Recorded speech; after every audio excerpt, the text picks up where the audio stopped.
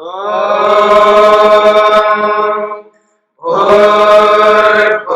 स्वः तत्सवितुर्वरेण्यं भर्गो देवस्य धीमहि धियो यो नः प्रचोदयात्।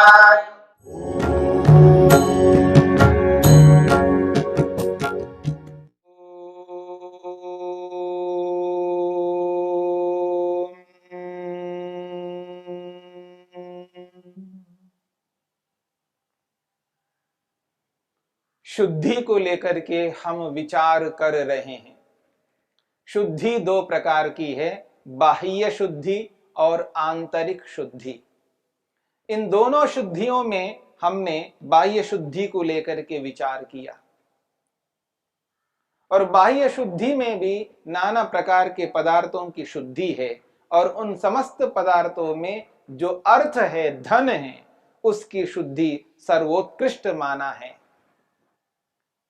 महर्षि मनु महाराज ने इस बात को लेकर के स्पष्ट किया है, सर्वेषामेव शौचानाम अर्थ शौचम परम स्मृतम यो अर्थे शुचिर्हि स शुचिः न मृदवारी शुचिः शुचिः। जितने भी पदार्थ हैं उन समस्त पदार्थों में यदि सर्वोत्कृष्ट शुद्ध पदार्थ यदि कोई है तो वो धन है। यदि किसी ने धन को शुद्ध कर दिया तो समझ लेना उसके सभी पदार्थ शुद्ध हो जाते हैं, और जिसने धन को शुद्ध नहीं किया है उसके सारे पदार्थ अशुद्ध माने जाते हैं। यदि कोई व्यक्ति गलत तौर तरीकों से, गलत उपायों से, गलत साधनों से, अधर्म से धनार्जन करता है, अब उस धनार्जन से वो कितना ही आहार को शुद्ध करे, आहार तो आहार के रूप में शुद्ध हो जाएगा लेकिन उसका जीवन अशुद्ध हो जाएगा। कितने अच्छे धुले वस्त्र वो पहन ले, क्योंकि जिन वस्त्रों को उस अशुद्ध धन से उसने प्राप्त किया है उसको वो आंतरिक सुख, वो आंतरिक तृप्ति, वो आंतरिक संतोष, वो आंतरिक निर्भयता, उस आंतरिक स्वतंत्रता को वो कभी प्राप्त नहीं कर सकता, क्योंकि धन अशुद्ध है, अन्याय से प्राप्त किया है। जिस धन को हिंसा से प्राप्त करता है वो धन शुद्ध नहीं माना जाएगा, और उस धन से वो जो कुछ भी करता है वो गलत करता है, वो धर्मयुक्त कार्यों को नहीं कर पाएगा। इसलिए इस बात को समझना है, हिंसा से, झूठ से, चोरी से, व्यभिचार से, परिग्रह से जो व्यक्ति धनोपार्जन करता है उसके समस्त कार्य अशुद्ध माने जाते हैं। जिसका धन अशुद्ध है तो समझ लेना उसका जो ज्ञान है, उसकी जो बुद्धि है वो अशुद्ध मानी जाएगी, क्योंकि अशुद्ध धन वाला व्यक्ति अशुद्ध ज्ञान को ही रखता है, अपवित्र ज्ञान को ही रखता है, मलिन ज्ञान ही रहता है, उसका अज्ञान रहता है, मूर्खता रहती है, ना समझपन उसके जीवन में होता है, क्योंकि उसका धन अशुद्ध है। जिसका धन अशुद्ध है उसके कर्म भी अशुद्ध होते जाएंगे, वो शुद्ध कर्म नहीं कर सकता, क्योंकि धन ही अशुद्ध है तो वो अशुद्ध कर्मों को ही करता है। जिसका धन अशुद्ध है उसकी उपासना, उसकी भक्ति कभी भी शुद्ध नहीं हो पाएगी। वो कितना ही मेहनत पुरुषार्थ करे उसकी भक्ति अशुद्ध ही मानी जाएगी। इसलिए धन को प्राथमिकता से शुद्ध करना मनुष्य का परम कर्तव्य है। इसलिए मनु महाराज कहते हैं, यदि व्यक्ति ने धन को शुद्ध कर लिया, अर्थात अहिंसा से युक्त होकर के, सत्य से युक्त होकर के, अस्तेय से युक्त होकर के, ब्रह्मचर्य संयम से युक्त होकर के, अपरिग्रह से युक्त होकर के जब उस धन को प्राप्त करता है, उस धन का जो प्रयोग व्यक्ति करता है वह प्रयोग उसको उत्कृष्ट ज्ञान को, विवेक को, वैराग्य को प्राप्त कराने का परम साधन बन जाता है। जिसका धन शुद्ध है तो उसके कर्म भी शुद्ध होते जाएंगे। वो गलत कर्म कभी नहीं कर सकता, वो पुण्य कर्म ही करेगा। जिसका धन शुद्ध है उसकी उपासना भी शुद्ध होती जाएगी, और जिसकी उपासना शुद्ध होती है, जिसके कर्म शुद्ध होते हैं, जिसका ज्ञान शुद्ध होता है, समझ लेना वह व्यक्ति अपने लक्ष्य की ओर आगे बढ़ने लगता है। इसलिए धन को शुद्ध करना अत्यंत आवश्यक है।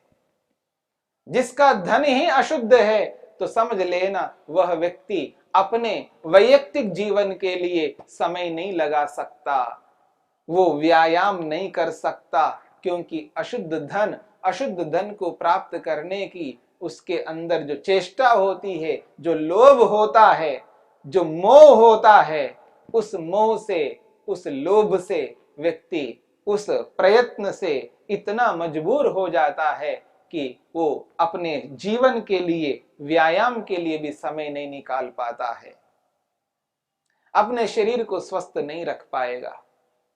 उसके पास समय नहीं है, परोपकार करने के लिए समय नहीं है, किसी के दुख दर्द को बांटने का समय नहीं है। वो व्यक्ति अशुद्ध व्यक्ति हो जाएगा। उसके धन ने उसके पूरे जीवन को अशुद्ध बना दिया, ऐसा माना जाएगा। ये धन तो ऐसा है जैसे हृदय है, हार्ट है, और जिसका धन अशुद्ध हो गया तो समझ लेना उसका हृदय ही अशुद्ध हो गया हो। जैसे हृदय अशुद्ध हो जाता है तो पूरा का पूरा शरीर ही अशुद्ध हो जाता है। ठीक इसी प्रकार से जिसके जीवन में धन रूपी हृदय अशुद्ध हो गया है तो उसका सारा का सारा जीवन ही अशुद्ध हो जाएगा। वो अपने लक्ष्य को कभी प्राप्त नहीं कर पाएगा। इसलिए लक्ष्य को पाना है तो अर्थ को प्रधानता से शुद्ध करते जाना है। जो व्यक्ति बाहर से इतना अशुद्ध रहता है, विशेषकर अर्थ से, धन से, वह व्यक्ति कभी भी अंदर से पवित्र नहीं हो सकता। क्योंकि जिस धन के लिए हिंसा करता हो, जिस धन के लिए झूठ बोलता हो, जिस धन के लिए चोरी करता हो, जिस धन के लिए व्यभिचार करता हो, जिस धन के लिए व्यक्ति परिग्रह करता हो, उसका मन कभी भी शुद्ध नहीं हो सकता, उसकी बुद्धि कभी भी शुद्ध नहीं हो सकती, उसका अंतःकरण अशुद्ध बना रहेगा। और जिसका अंतःकरण अशुद्ध है वो व्यक्ति कभी भी सुखी नहीं हो सकता, तृप्ति उसको नहीं मिल सकती, संतोष नहीं मिल सकता, डर से, भय से ग्रस्त रहेगा, निर्भीक निडर कभी नहीं हो सकता, और ऐसा व्यक्ति कभी भी अपने आप को स्वतंत्र अनुभव नहीं कर सकता। लोग धन से अपने आप को दिखाने का प्रयास करते हैं, लेखन से भी दिखाते हैं, प्रवचन से भी दिखाते हैं, विद्वत्ता से भी दिखाते हैं, रंग रूप से भी दिखाते हैं, मकान से, गाड़ी से, न जाने किस किस से व्यक्ति अपने आप को दिखाने का प्रयास करता है। लेकिन कोई व्यक्ति यह प्रयास नहीं करता है कि मैं अंदर से शुद्ध हूं, पवित्र हूं, हे परमपिता परमेश्वर, मैं आपके सामने खुली किताब के समान हूं, मेरे को आप देखो, मैं अंदर से बाहर से शुद्ध हूं, पवित्र हूं, जैसा भी हूं आपके समक्ष हूं, मैं अंदर से भी शुद्ध हूं, बाहर से भी शुद्ध हूं, और आप स्वयं शुद्ध हो, निर्मल हो, पवित्र हो। आप अपनी पवित्रता से मुझ आत्मा को आनंदित कर दो प्रभु, क्योंकि मैं अंदर से शुद्ध हूं। ऐसी स्थिति जिसके जीवन में होती है वही व्यक्ति ईश्वरीय आनंद को पा सकता है, वही व्यक्ति आत्मा को जान सकता है, वही व्यक्ति परमात्मा का दर्शन कर सकता है, जो व्यक्ति शुद्ध होता है। दिखावा तो बहुत कुछ कर सकता है व्यक्ति, क्योंकि बाहर से ही लोग देख पाते हैं, अंदर से नहीं देख पाते। महर्षि वेदव्यास कहते हैं आंतरिक शुद्धि को लेकर के, वो कहते हैं चित्तमलानाम आक्षालनम आभ्यंतरम। आंतरिक जो शुद्धि है, आंतरिक जो पवित्रता है, वो क्या है? चित्तमलानाम आक्षालनम, मन के मलों को धोना है। जैसे वस्त्र अशुद्ध हो जाते हैं तो पानी से उसको धो जाते हैं। कीचड़ में गिर गया हो व्यक्ति, कीचड़ लग गया हो, धूल मिट्टी से लथपथ वस्त्र हो गए हों, ऐसी स्थिति में व्यक्ति पानी में जब वस्त्रों को डाल करके निकालता है तो सारा का सारा मल निकल जाता है। ठीक इसी प्रकार से अपने मन को धोना है, उसको शुद्ध करना है। मन को शुद्ध किए बिना व्यक्ति अपने लक्ष्य को पूरा कभी नहीं कर सकता। दिखावा तो हम बाहर से दिखावा के रूप में कितना ही दिखा सकते हैं, रंग रूप से दिखा सकते हैं, शरीर को बाहर से चमका करके दिखा सकते हैं, बोल करके दिखा सकते हैं, लिख करके दिखा सकते हैं, अपनी विद्वत्ता से दिखा सकते हैं, अपने बल से दिखा सकते हैं, अपनी पद प्रतिष्ठा से दिखा सकते हैं, लेकिन अंदर से दुनिया को नहीं दिखा सकते। अंदर की किताब को हम ऐसे बंद करके रखते हैं, उसको कभी ओपन खोल करके नहीं दिखा सकते। जैसे हम बाहर से जो प्रदर्शन करते हैं, अंदर से कभी प्रदर्शन नहीं कर सकते। अंदर तो न जाने कितना मल भरा हुआ है, काम, क्रोध, लोभ, मोह, ईर्ष्या, अहंकार ऐसे भरे हुए हैं जिनको हम किसी को भी नहीं दिखा सकते। निकट से निकट मां को, पिता को, पति को, पत्नी को, भाई को, बहन को, अपने निकट के निकट लोगों को हम नहीं दिखा सकते अंदर क्या है। मन के अंदर कितनी अशुद्धि भरी हुई है, मन कितना अशुद्ध है, मन को खोल करके नहीं दिखा सकते। देखो मेरा मन ऐसा है। हम दिखाते भी तो किसे दिखाते हैं? शरीर को बाहर से दिखाते हैं, अंदर से नहीं दिखाते हैं। बाहर के पदार्थों को दिखाते हैं जिनसे मनुष्य कभी अपने प्रयोजन को पूरा नहीं कर सकता। यदि दिखाना हो तो अंदर के मन को दिखा दो, अंदर की बुद्धि को दिखा दो, अंतःकरण को दिखा दो कि अंतःकरण में कितना मल भरा हुआ है। यदि ऐसा किया जाए, अभी तक तो किसी ने किया नहीं है। हमारे वैज्ञानिकों ने बहुत उपकार किया है हम पर, उनका उपकार को भुला नहीं सकते। बहुत किया है, आज कर रहे हैं और भविष्य में भी करते जाएंगे। उनके उपकारों के कारण से आज हम इस स्थान पर हैं। पर आज तक कोई ऐसे वैज्ञानिक ने ऐसा कोई यंत्र, ऐसा कोई मशीन नहीं बनाया है जिसमें मैं अपने मन को फिट करके अपने मन को स्क्रीन के ऊपर, पर्दा के ऊपर दिखा सकूं, देखो मेरा मन कैसा है। जो व्यक्ति अपने आप को दिखाने का जो प्रयास कर रहा है, दिखा रहा है, दिखाया है, केवल बाहर से दिखा रहा है। लेकिन यदि ऐसा कोई यंत्र है जिसमें मन को फिट करके दिखा सके, देखो मेरा मन कैसा है, वो पर्दे के ऊपर, स्क्रीन के ऊपर आ जाए और लाइव टेलीकास्ट किया जाए, पूरी दुनिया देखे उस मन को, पता लगेगा कि मन कैसा है।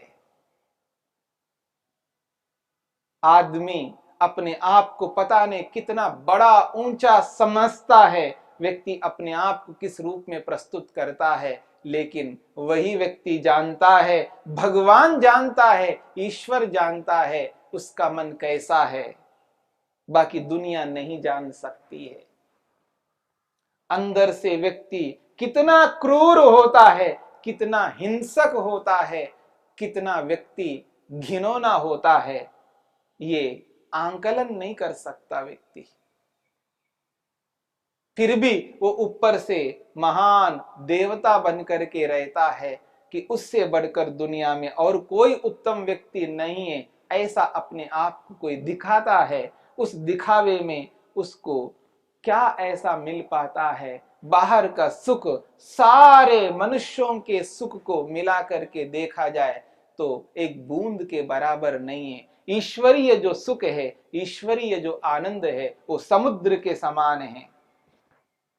अपार सुख देने वाले उस प्रभु को न दिखा करके हम सारी दुनिया को दिखाने की चेष्टा करते हैं। सारी दुनिया को हम क्या दिखा पाएंगे और उनसे हमें क्या सुख मिलेगा? समुद्र के सामने एक बूंद के समान। इतने लोगों को दिखा दिखा करके हम एक बूंद का सुख प्राप्त कर रहे हैं और एक परमात्मा को दिखा लेने से समुद्र के समान सुख प्राप्त हो सकता है। ऐसी मुक्ति को, ऐसे मोक्ष को, ऐसे अपवर्ग को हम नजरअंदाज करते हुए हम किन लोगों के पीछे पड़ करके क्या दिखाने की चेष्टा कर रहे हैं? इसलिए महर्षि वेदव्यास कहते हैं शुद्धि दो प्रकार की है। बाहर की शुद्धि के साथ साथ अंदर की शुद्धि, आंतरिक शुद्धि हमें करनी है। काम, क्रोध, लोभ, मोह, ईर्ष्या, अहंकार, इन शत्रुओं को हटाना है। ये मल है। चित्तमलानाम आक्षालनम कहा है। मन के इन मलों को धोना है। विवेक से, वैराग्य से धोना है। अहिंसा से, सत्य से, अस्तेय से, ब्रह्मचर्य से, अपरिग्रह से इस मल को समाप्त करना है। चित्त के इन मलों को हम यम के माध्यम से ही धो सकते हैं। इसलिए इस बात को समझ करके चलना है। निरंतर अभ्यास करना है अहिंसा का, सत्य का, अस्तेय का, ब्रह्मचर्य का, अपरिग्रह का। जब हम यम का पालन करते हैं तो हम बाहर से और अंदर से दोनों स्थितियों से शुद्ध पवित्र हो जाएंगे।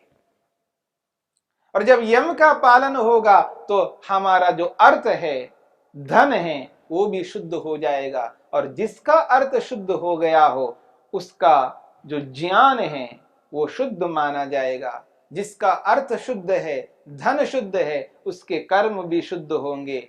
और जिसका धन शुद्ध है उसकी उपासना, उसकी भक्ति भी शुद्ध हो जाएगी। और जिसका ज्ञान, जिसका कर्म, जिसकी उपासना यदि शुद्ध है तो समझ लेना वो निश्चित रूप से ईश्वर को अपनाने में और ईश्वर को प्राप्त करने में, ईश्वर के दर्शन में वो सक्षम हो जाएगा और आत्मा परमात्मा का दर्शन करके अपने लक्ष्य को पूर्ण कर सकेगा। इसलिए चित्तमलानाम आक्षालनम, चित्त के यानी मन के मलों को धोना ये आंतरिक शुद्धि है। जहां हमें बाह्य शुद्धि करनी है वहां आंतरिक शुद्धि भी करनी है। इस प्रकार से दोनों शुद्धियों के माध्यम से अपने शौच रूपी नियम के इस विभाग को पवित्र करते हुए, निर्मल करते हुए हम अपने लक्ष्य की ओर आगे बढ़ सकेंगे।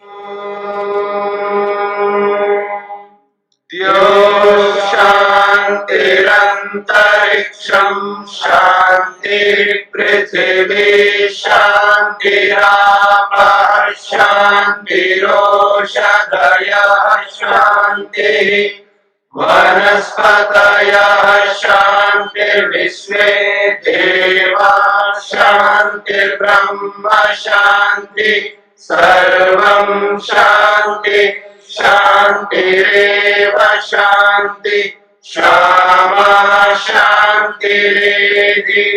ओम